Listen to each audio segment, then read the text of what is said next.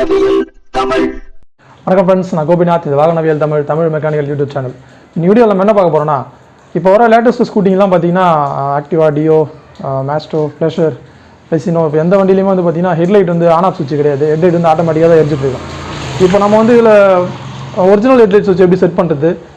சில வண்டியில் பார்த்தீங்கன்னா இந்த இடத்துல வந்து ஹெட்லைட்டுக்கான ப்ராக்கெட் ஹோல்ஸ் வந்து டம்மி பண்ணியிருப்பாங்க.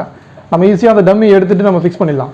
இது மாதிரி டம்மி இல்லாத வண்டிங்களில் நம்ம எக்ஸ்ட்ரா ஹோல்ஸ் போட்டு தான் நம்ம சுவிட்சை ஃபிக்ஸ் பண்ணுற மாதிரி இருக்கும். இப்போ இந்த மேஸ்ட்ரோ வண்டியில் பார்த்தீங்கன்னா ஹெட்லைட்டுக்கான ஹோல்ஸ் கிடையாது. நம்ம இதில் வந்து பார்த்திங்கன்னா யமகா ரேவோட சுவிட்சு ஃபிக்ஸ் பண்ண போகிறோம். யமகா ஒரிஜினல் ரே தான் இது. இந்த சுவிட்சை வந்து நம்ம இந்த இடத்துல ஹோல்ஸ் போட்டு இப்படி ஃபிக்ஸ் பண்ண போகிறோம். இது எப்படி ஃபிக்ஸ் பண்ணணும், எந்த மாதிரி ஒயரிங் பண்ணி இந்த ஹெட்லைட் வந்து நம்ம ஆன் ஆஃப் பண்ணலாம் அப்படின்னு சொல்லிட்டு இந்த வீடியோவில் தெளிவாக பார்க்கலாம். ஓகே ஃப்ரெண்ட்ஸ், வீடியோக்குள்ள போகலாம். இப்போ பார்த்தீங்கன்னா நம்ம வழக்கமாக என்ன பண்ணுவோம்னா, நம்ம ஹெட்லைட்டுக்கு சுவிட்ச் வைக்கிறதுக்காக நம்ம ஹை பீம் லோ பீம் சுவிட்சுக்கு போகக்கூடிய அந்த இன்புட் லைனை கட் பண்ணி நம்ம வந்து சுவிட்ச் வச்சு அதை ஆல்ட்ரு பண்ணுவோம். இப்போ இந்த வண்டியில் பார்த்தீங்கன்னா ஹை பீம் லோ பீம் சுவிட்சில் வந்து 2 சாக்கெட் கொடுத்துருக்காங்க. அதாவது இதில் ஒரு இன்புட்டு 2 அவுட்புட் வர மாதிரி கொடுத்துருக்காங்கன்னு நினைக்கிறேன். நம்ம இது கொஞ்சம் ஒயரிங் பண்ணுறது டிஃபிகல்ட்டாக இருக்கும். அதனால் நம்ம என்ன பண்ண போகிறோம்னா, ஈஸியாக வந்து நம்ம ஹெட்லைட் ஹோல்டரில் போகக்கூடிய நெகட்டிவ் கட் பண்ணிடலாம். பாசிட்டிவ் டேரெக்டாக விட்டுட்டு நெகட்டிவ் லைனை கட் பண்ணி நம்ம சுவிட்ச் மூலமாக எடுத்துகிட்டு போனோம்னா வந்து ஹெட்லைட் ஆஃப் பண்ண முடியும். இதனால் எந்த பிரச்சனையும் வராது. நம்ம இந்த சுவிட்சை நம்ம ஃபிக்ஸ் பண்ணிவிட்டு இப்போ நெகட்டிவ் ஒயரை கட் பண்ணி இதில் நம்ம வந்து சுவிட்ச் வைக்க போகிறோம். ஃபஸ்ட்டு நம்ம சுவிட்சை வந்து ஹோல்ஸ் போட்டு ஃபிக்ஸ் பண்ணலாம். இப்போ பார்த்தீங்கன்னா நம்ம இந்த இடத்துல இப்படி தான் சுவிட்சை ஃபிக்ஸ் பண்ண போகிறோம். இது ஃபஸ்ட்டு ஒரு சின்ன மார்க்கரில் மார்க் பண்ணிடலாம் எந்த இடம் வருதுன்ட்டு. கரெக்டாக இருக்கும். சின்னதாக தோராயமாக மார்க் பண்ணியிருக்கோம். இப்போ இந்த மார்க்கில் நம்ம சால்டரிங்கை ஹீட் பண்ணி ஹோல்ஸ் போடலாம் ஈஸியாக. இது ஹோல்ஸ் போடுறதுக்கு நிறைய மெத்தட் இருக்குது. நம்ம சால்டரிங்கில் ஹோல்ஸ் போட்டால் நம்ம ஈஸியாக இருக்கும். இப்போ பார்த்தீங்கன்னா நம்ம சால்டரிங் ஆல்ரெடி ஹீட் பண்ணி வச்சுருக்கோம். இதில் நம்ம அப்படியே அழகாக ஹோல்ஸ் போட்டு அந்த ஸ்கொயர் நம்ம எடுத்துக்கலாம்.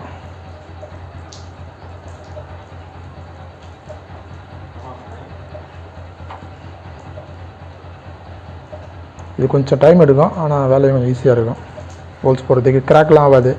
நம்ம கட்டிங் பிளேடில் கட் பண்ணும்போது எதுனா பண்ணும்போது கிராக் ஆகிறது நிறைய சான்ஸ் இருக்குது. இது மாதிரி பண்ணும்போது மாஸ்க் வந்து கிராக் ஆகாது. இப்போ நம்ம ஓரளவு ஹோல்ஸ் போட்டோம். இந்த ஹோல்ஸை வந்து நம்ம சுவிட்ச் உள்ளே போகிற அளவுக்கு கரெக்டாக கொஞ்சம் அட்ஜஸ்ட் பண்ணி கத்தியால் வந்து கொஞ்சம் லைட்டாக பெருசாக்கிக்கலாம்.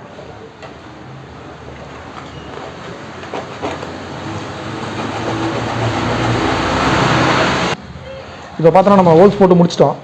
சுவிட்சை வந்து ஃபிக்ஸ் பண்ணி பார்க்கலாம். சுவிட்ச் வந்து கரெக்டாக போய் ஃபிக்ஸ் ஆகிடுச்சு. ஒரிஜினல் சுவிட்ச் எப்படி இருக்குமோ அதே மாதிரி அழகாக ஃபிக்ஸ் ஆகிடுச்சு. எதுவும் ஷேக்லாம் எதுவும் இல்லை, பக்காவாக இருக்குது. இப்போ பார்த்தீங்கன்னா ஒரிஜினலுக்கு அதுக்கும் வித்தியாசமே தெரியாது, பக்காவாக இருக்கும். இப்போ நம்ம சுவிட்சுக்கு வந்து லைன் மட்டும் கொடுத்துடலாம். இப்போ பார்த்தோன்னா அந்த சுவிட்சுக்கு தேவையான சாக்கெட் வந்து இது மாதிரி சாக்கெட்லாம் வந்து கடைகளிலே கிடைக்கும். 20 ரூபா 30 ரூபா தான் வரும். இது spare parts, bike spare parts வைக்கிறாங்களா அந்த கடையிலே கிடைக்கும். இதில் பார்த்தீங்கன்னா 3 ஒயர் வரும். நமக்கு இந்த ப்ரௌன் கலர் ஒயர் வந்து தேவையில்லை. இந்த ஆரஞ்சும் ப்ளூ தான் யூஸ் பண்ண போகிறோம்.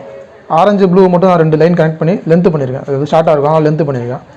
இதில் வந்து நம்ம ப்ளூ கலர் லைன் வந்து இன்புட்டு, ஆரஞ்சு கலர் வந்து அவுட்புட்டு. இப்போ நம்ம எர்த்து வேறு கட் பண்ணி இது இன்புட் அவுட்புட் எடுக்க போகிறோம். ஃபஸ்ட்டு வந்து சுவிட்சுக்கு வந்து இந்த சாக்கெட்டை கனெக்ட் பண்ணிடலாம்.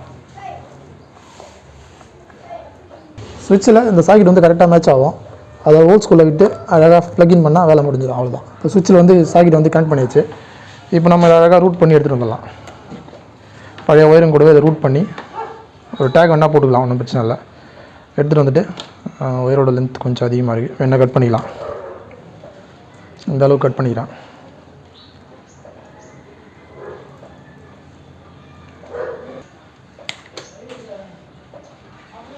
இப்போ நம்ம என்ன பண்ணோம், அந்த க்ரீன் கலர் ஒயரை கட் பண்ணி அதை இந்த 2 ஒயரோட லூப் பண்ணிடணும்.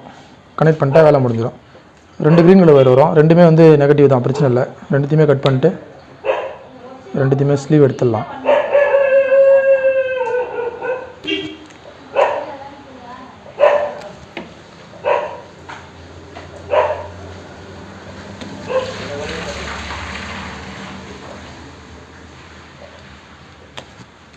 அவ்வளோதான்.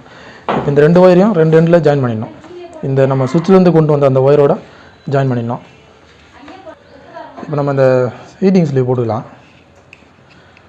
போட்டு 2 ஒயரையும் கனெக்ட் பண்ணுறோம். அதாவது இந்த நம்ம கட் பண்ண க்ரீன் ஒயரில் ஒரு எண்டில் சுவிட்சிலேருந்து வரக்கூடிய ஒரு லைனையும் இன்னொரு எண்டில் சுவிட்சிலேருந்து வர இன்னொரு ஒயரையும் கனெக்ட் பண்ணிடணும். கனெக்ட் பண்ணிட்டோன்னா இப்போ நமக்கு நெகட்டிவ் வந்து சுவிட்ச் மூலமாக நமக்கு ஹெட்லைட்டுக்கு போவோம். நம்ம எப்போ சுவிட்ச் ஆன் பண்ணுறோமோ அப்போ தான் நெகட்டிவ் லைன் கிடைக்கும், அப்போ தான் வந்து ஹெட்லைட் எரியும், மற்ற நேரத்தில் ஹெட்லைட் எரியாது.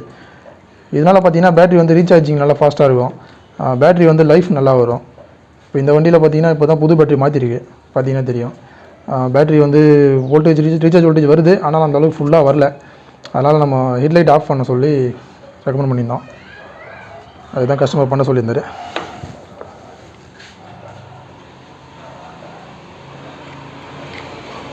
இன்னொரு வயரில் இந்த 2 எண்டையும் ஜாயின் பண்ணிடலாம்.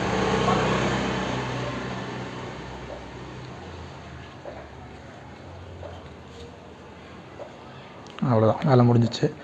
இப்போ நம்ம இதை ஃபுல்லாக ஹீட் பண்ணி இன்சர்ட் பண்ணிடலாம்.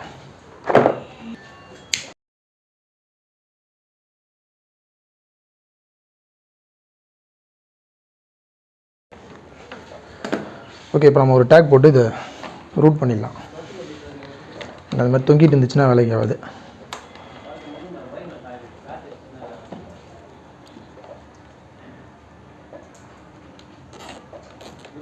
ஓகே,